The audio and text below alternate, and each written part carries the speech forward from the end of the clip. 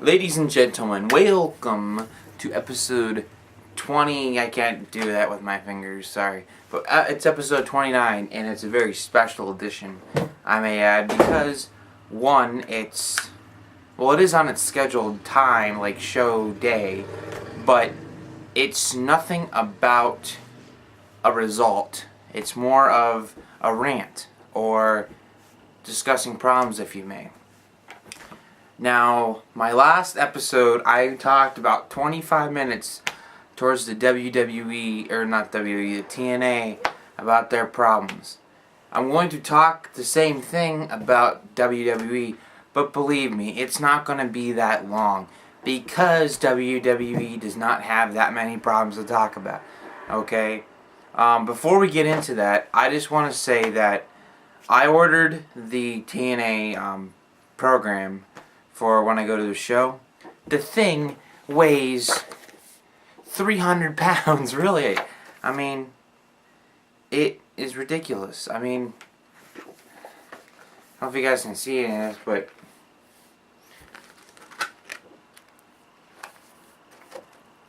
we have Amazing Red, Alex Shelley, Kurt Angle, Kiyoshi, Rob Terry, Ric Flair.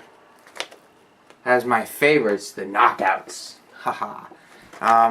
These aren't I'll show you the interesting knockouts. I must say the Daphne one's quite revealing though. Chelsea, wow, she's pretty hot in this one. There's your Christy Hemme. There's your hot Angelina Love. Let's see what else we have. Of course, Madison Rayne. Not the best picture for Miss Tessmacher, though, really. I was hoping for something a little more revealing or so. Probably one of the most successful, and probably one of the most successful, hottest, but unused women in sports entertainment, Taylor Wilde. She was in TNA. I liked her, not because she was hot, but she was very talented, and they misused her. You have here Velvet Sky. But other than that, it's full of just pictures of divas. There's one awesome picture right there. Right there. Yeah, they have all these people in here like Tommy Dreamer. Awesome picture of Sting, I may add. But that's enough of the TNA book. If you want to get one, they're $20 online. I bought 2 of them for me, my pal and I. Anyway, to the WWE. Okay, the problems with WWE. First of all, is they push superstars way too fast, okay? Examples, Sheamus, Jack Swagger, the biggest one of them all, Alberto Del Rio. And there's some good ones that have not been pushed that should have been pushed a lot faster, okay? And back in the old days with like Hulk Hogan and Randy Savage, Mr. Perfect, Ric Flair, remember this is WWE, Shawn Michaels, Marty Jannetty, the Iron Sheik, The Rock, Stone Cold. All these people didn't get pushed like they do now. These people earned their spot in the main event. The reason The Rock and Stone Cold and these people have their own catchphrases is because they worked with them every single show. They pushed the phrases, they pushed themselves because they wanted to be someone big, and that's how they became. They didn't get help from Mr. McMahon like Alberto Del Rio's doing. Alberto Del Rio has not done all that much that impresses me, okay? I mean, he's a number one contender. He didn't impress me in the Royal Rumble whatsoever. The Royal Rumble has turned into some fruitcake thing, where it's like a bunch of people rule the match and they get thrown out, and then other people rule it, then they get thrown out. I mean, it's pretty stupid when you go think about it. Well, I'm going to tell you now that Vince McMahon is very high on Alberto Del Rio, and Edge will most likely lose his title at WrestleMania. Sheamus, I think he gained the WWE Championship within 162 days of coming to into the WWE. He was, I think, the first or second fastest, or maybe third, I'm not sure, rising superstar. And as much as I like the things that Sheamus has done and the things that he doesn't, the fact is that you don't become a household name because Vince McMahon pushes you. I mean, you could, yeah. I mean, because Vince McMahon has all this money, but I mean, everyone knows who The Rock is. Okay, everyone knows who Stone Cold is. Everyone knows who Macho Man is, who Mr. Perfect is, the British Bulldog. Everyone knows who those guys are. Okay, but if I go to some person that doesn't and say, hey, do you know The Rock? Yeah, I know The Rock. Hey, do you know who Sheamus is? No, I don't know who Sheamus. I don't know who Alberto Del Rio is, because they haven't earned their spot in the WWE universe yet. They haven't earned the Hall of Fame status, as you may. I mean, Shawn Michaels has been doing this for a very long time, and he's just getting recognized for it this year. The Undertaker, he's becoming a big household name, as in The Rock and Stone Cold Steve Austin. And I know he should have been inducted into the WWE Hall of Fame a long time ago, but he hasn't. I don't know what's wrong with that. But Vince needs to stop pushing all these superstars that are not going to be promising in the future. I mean, you have to build the credibility up of a superstar before you do it. I mean, because you have promo videos of a million times of Alberto Del Rio, and he comes in and kicks butt and wins the Royal Rumble, and you think he's going to be this top-notch guy. As my dad says, he's going to be a flash in a pan. I mean, there's people that are flash in a pan, which means it's like one with music people, one-hit wonders. This guy's going to be a one-show wonder. I mean, come on. The WrestleMania, one-show wonder, one-title wonder. I mean, you don't want to be that. I mean, Jeff Hardy, he's diminished some of his career by going into TNA and by doing all these drugs. Okay? And as much as he's my favorite wrestler, the fact is that because he was with Matt and they did the Hardy Boys, he reinvented the tag team division along with Edge and Christian, the Dudley Boys / Team 3D. All these teams that came out were Shawn Michaels, Marty Jannetty, the Rockers, I believe, was their name. They changed a couple times. All these teams that came out of that era, they're not doing what they need to be doing. I mean, if something's working for you, continue to do it. Don't go decide that you're going to go do something else. I mean, I understand that Bubba Ray wants to go and do singles competition, but singles competition doesn't work for the greatest tag team in the world. If you want to continue doing wrestling, do it as an agent or as a trainer and open up your facility. I know the Tag Team 3D has their own tag team facility. They train tag team divisions. They teamed, I think, Jesse Neal.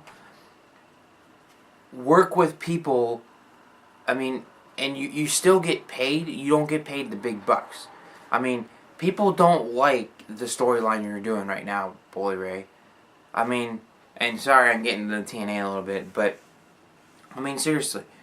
And all these people that are getting pushed, it's not right. I mean, it's not right for Vince McMahon to be pushing superstars and then find out 3 or 4 years later that they're not going to be anything but just some has-been nobody that's going to be kicked out of WWE. I mean, look at MVP. MVP had a lot of potential. He was an amazing heel. He was a really good face. It's hard to find people that are good faces and heels. A lot of people say Randy Orton's a good face and heel. I have to say, as much as I hate Randy when he is a heel, Randy Orton is probably one of the best heels I've seen in a long time. He plays that role amazingly. and he does it good. Well, he does it well. But he's a face right now, and I understand that. And again, CM Punk. There are certain superstars, again, this is not a problem with WWE management and creative writers. They don't use the right superstars with the way they should be going. What I mean is, if someone's a good heel, they make them a face. If someone's a good face, they make them a heel. Because somebody's a good heel doesn't mean that they're going to be a good face. And I understand you have to test that out. But there's a line you have to draw. If the WWE Universe isn't buying it and isn't liking it, you have to do something. You have to cut that off, and you have to do something else, okay? And I understand, and like I said, MVP, amazing heel, amazing face. He did both very well. Jeff Hardy, not so much. Jeff Hardy's not a very good heel. Jeff Hardy's a good face, but not a good heel. Edge, I would have to say Edge would be a better heel, but then again, he's also a good face. Abyss. Sorry, like I said, I meant to go to WWE. I'm just going through people that I'm thinking of that I know that are good. Abyss. He's a good face. He's not a good heel. Shawn Michaels. Again, he's a good face. I don't. From what I remember, I don't remember him being too much of a heel. I don't know. John Cena. He was a heel for a brief time when he came into the WWE. I didn't like. He's not a good heel. He's a better face, but again, you have to, like I said, you have to test out the people to see if they're good or not. And they didn't they tested him in the beginning of his career, and they haven't gone back to it since. And you can't judge that because he didn't have, like I said before, he didn't have credibility with the fans at that time because he was so new. He wasn't a household name like he is now. Like now you see John Cena and a lot of people know him. He's not a household name as much to The Rock and Stone Cold were, but how do you get there? You just go by plugging away and doing your thing. I mean, I think The Rock, amazing heel, amazing face, and the WWE puts people on the microphone that don't deserve to be on the microphone. Okay, I'll tell you what, the best people that I think, 3 best people that I know that are good microphone talkers are John Cena, The Rock, and Stone Cold Steve Austin. Those are probably my favorite 3, maybe yours, but my favorite 3 superstars that talk on that mic and know what they're talking about. I mean, that's not saying that no one else does, because they do. But these people just, like, improv like nothing. I was reading a thing on Wade Barrett. Wade Barrett was saying that it was hard for him to keep up in these promos because John Cena improvised a lot, and he hadn't learned that. So, I don't know. And the WWE needs to get back into the tag team division. They lack in the tag team division that WWE lacks in the tag team division as TNA does in the X division. They both have areas they need to work on improving a lot. And I don't think necessarily unifying the tag titles was a good thing. I don't think unifying the women's title was a good thing. If you're going to go ahead and unify 2 titles, unify the United States Intercontinental title. I mean, I don't know if that could be done, but just do it anyhow. And if you're going to just do the unified WWE champion. I mean, that's probably can't do that, but I mean, and bring ECW back. I mean, come on, what happened to that? I mean, no one watches that NXT crap. I mean, Vince, you know better. You know better. I mean, come on, dude. You need to know. You know better than to pull that shenanigans. You know. I mean, come on, dude. I mean, that's a bunch of crap. Redemption. What? I mean, I don't. The only thing I don't like about it is it's already pre-done. I mean, if it was something that was like they actually competed for it, like Tough Enough. I don't know if Tough Enough is pre-done or not. But I mean, they do it like that. They earn it. Don't do it that it's already pre-made up and pre-done. So, I mean, that's some problems I have right now. I'm going to have to say that the top superstar in the WWE at this very moment would be probably Triple H or The Undertaker, and the top non-superstar. So actually, the top, yeah, the top superstar that the most hated person in WWE is probably The Miz or Alberto Del Rio. I don't know if that's accurate. That's my opinion. Tell me what's yours. Again, comment down here.